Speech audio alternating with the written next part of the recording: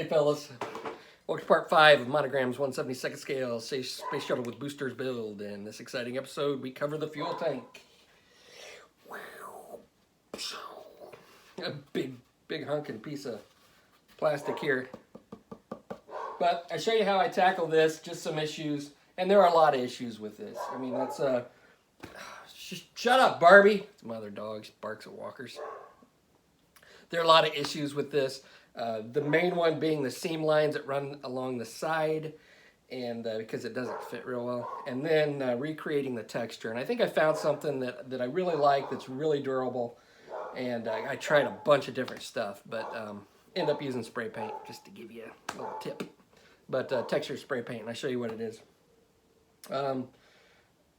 It's funny how like the lighting changes. Like I've got at the end I'll post a bunch of different pictures, but you know, with the color, especially with this orangish brown color, it really changes based on the lighting and I don't know, the exposure of the camera that I'm using based on lighting. I don't know, but it's really interesting how it goes from a real, I don't know, almost like a tan to a bright orange depending on where it is. So I don't know. I think it looks pretty good though overall.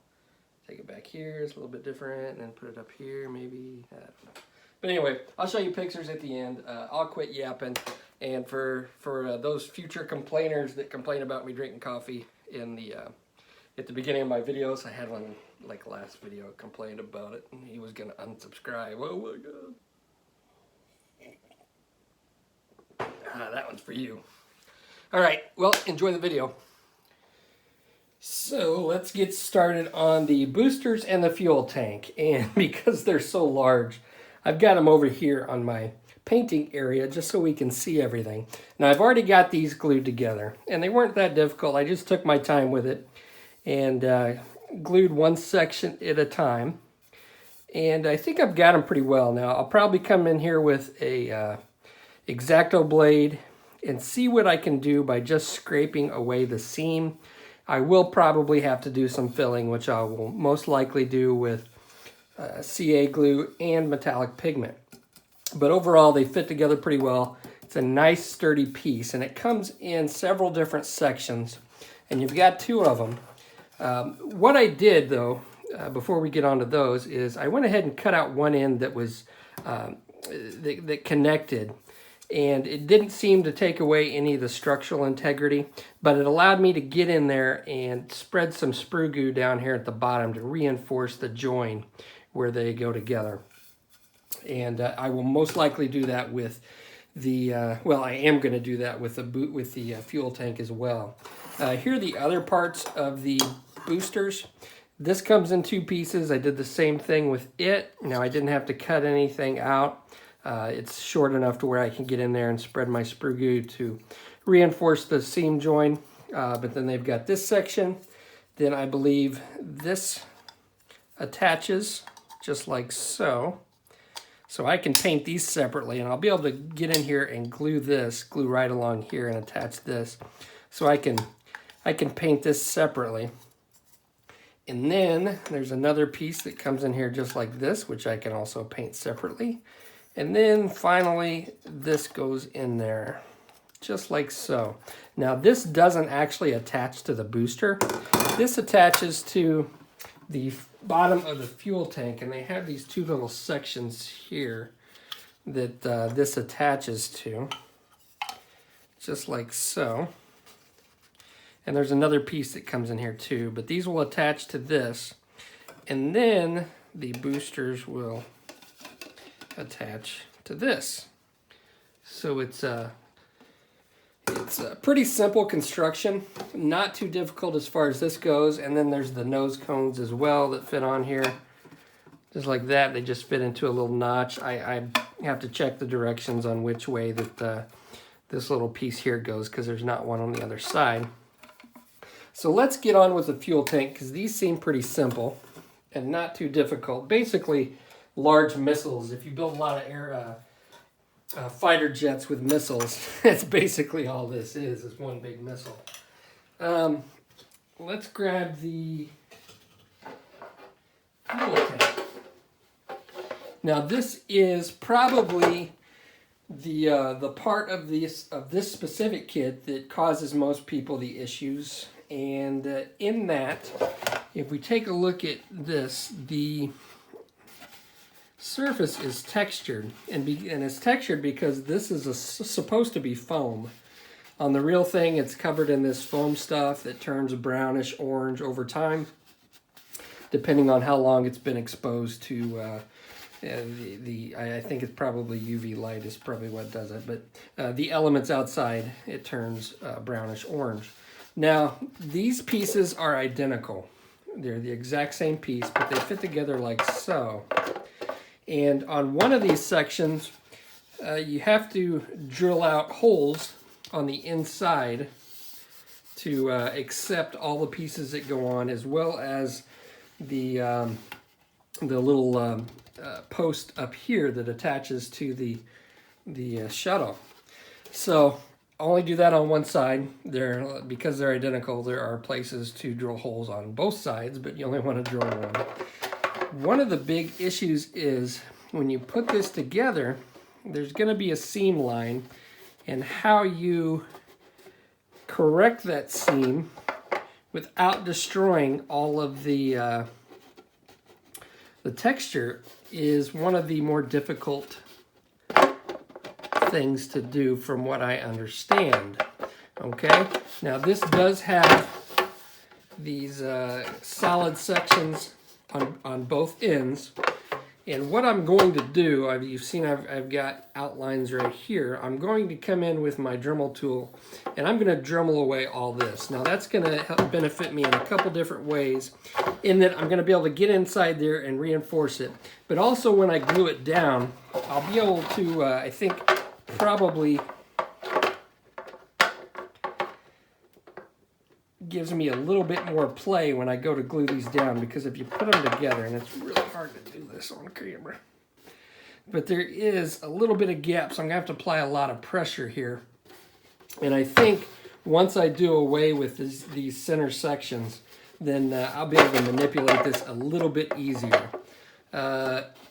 Once I get this together, I'm not real concerned about it warping or anything, because I have two sections that fit on both the top and the bottom, which is this piece again. So I think that's going to help reinforce both of these areas. So I'm going to go ahead and Dremel this out and carefully carefully and slowly try to glue these down with the least possible seam work that I need to do. And we will take a look at how I'm going to tackle that once I get this glued down, depending on whether or not depending on the quality of my gluing is going to determine how I tackle all this detail around the seam, whether I need to sand the whole thing or whether I can just try to add that detail back right where this seam is. So I'm going to get on with this, and I will see you in a bit. All right, fellas, I'm off to plan B, and I've got these together. They went together okay. It was a real pain in the butt, and my initial plan is to get these glued as carefully as possible and try to get to where I would just have to, I wouldn't even have to use any putty. I would just kind of fill it in with some Mr. Surfacer and recreate the texture, but the seam was not good enough. It's off in a lot of areas. These plastic pieces are just too big to try to get these perfect, and they just don't match up as well as I'd like. So I'm off to plan B, and I'm going to strip all the texture off, and I've already started up here sanding it off, and you can see the seam right there and how there's a little bit of a step in areas. It's too bad, because it would have been nice to do it the easy way, but yeah, oh well. So I'll putty this in after I sand off all the texture. We'll take a look at the inside. As you can see, I cut all this stuff out. And I added some reinforcement with plastic card on both of the joins to reinforce that. And I also added some square tubing on the inside to give it a little more solidity, if that's a word, but to make it a little sturdier, because it is such a big piece. But I mean, it is pretty thick plastic, but I could press on it and it would bend a little bit, and I didn't want that, especially if I'm going to be adding texture on the outside of it. I don't want all that cracking. So I added that in there to give it to make it a little more sturdy. So I'm going to get to sanding the rest of this texture off. I'll use my Tamiya putty to fill in all the steps, get this all smooth. Work on my texturing. Now I've got a couple different sections here that I've been working on.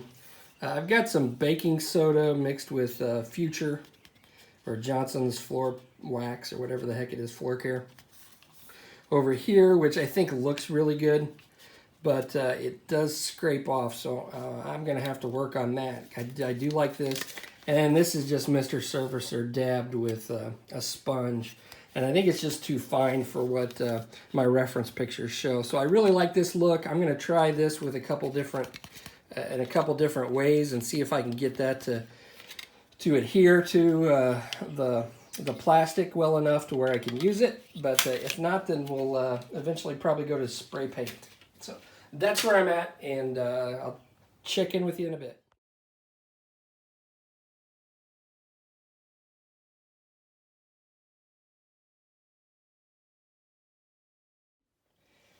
All right, fellas, as we can see here, I have a hot, nasty mess.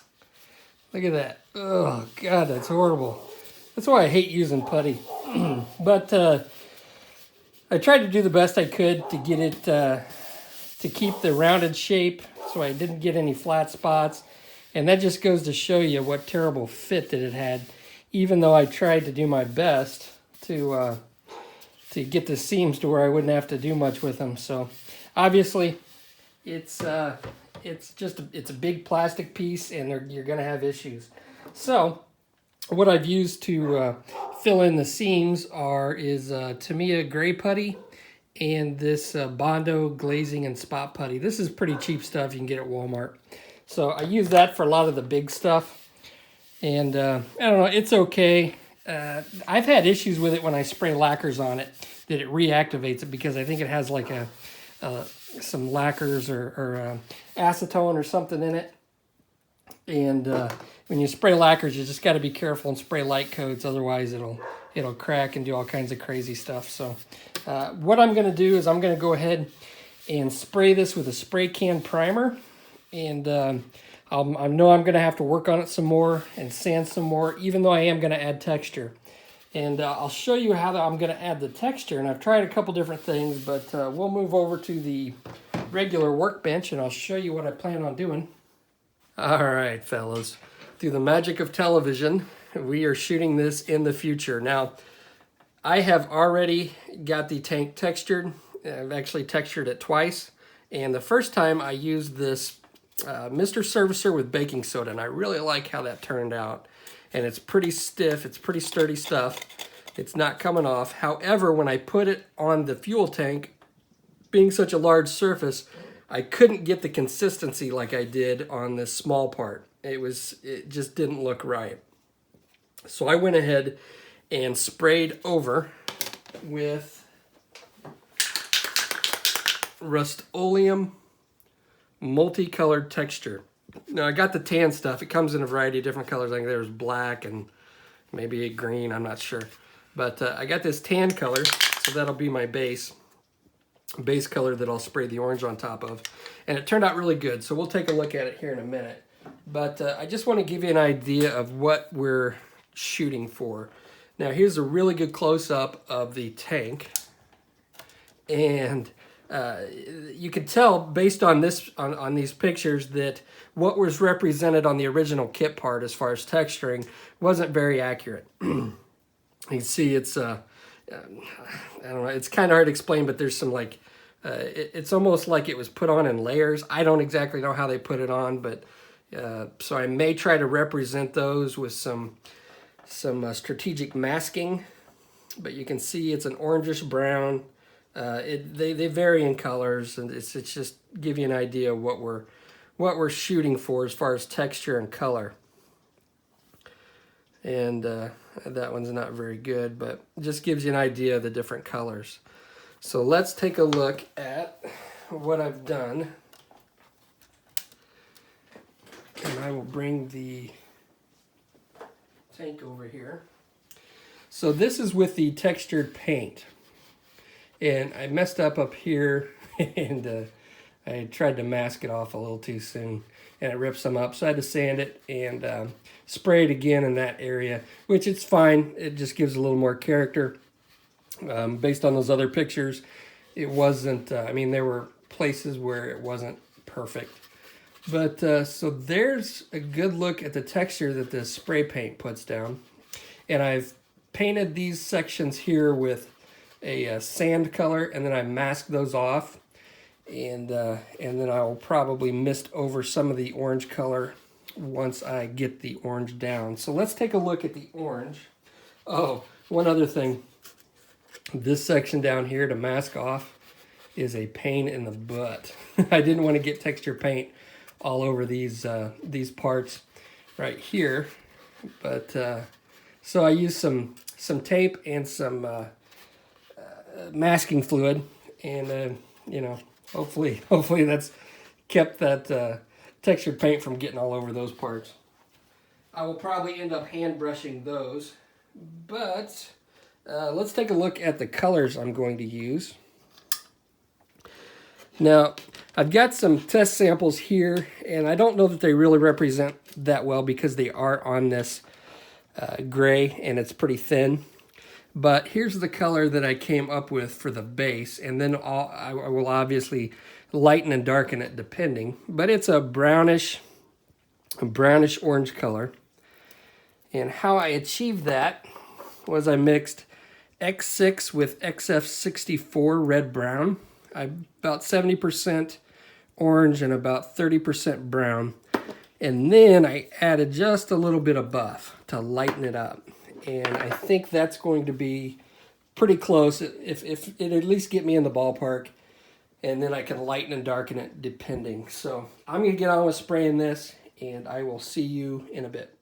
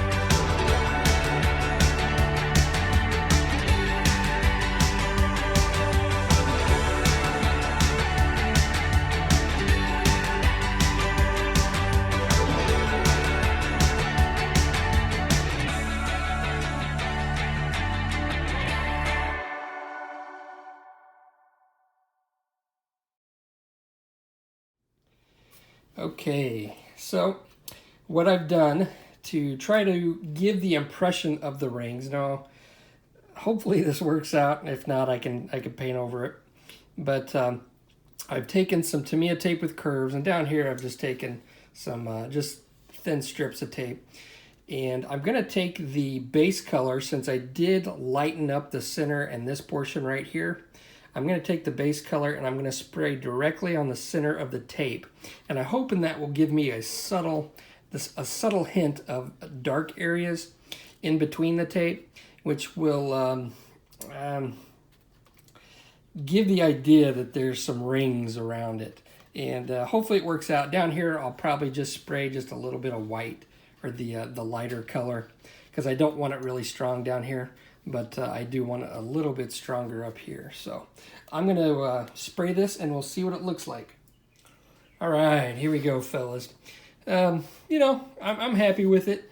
It does give it a little extra flair. You know, you could probably take this as far as you wanted to and mask off the whole thing and do all kinds of crazy stuff, but I'm not going to dedicate 2 days to masking and painting the rest of this. I've already put in enough time on this one, and I'm happy with it. I think it's going to look really good. Now I am going to have to come in and hand paint all these things down here, this area, and as well as some other parts that go on here. I'll probably spray the pipes and all the other gizmos that go on here. I'll probably paint those separately and then glue them on. And when I get done, I'll flash up some pictures, and hopefully this helps when you go to build yours. Appreciate you watching. I'll see you on the next video, fellas.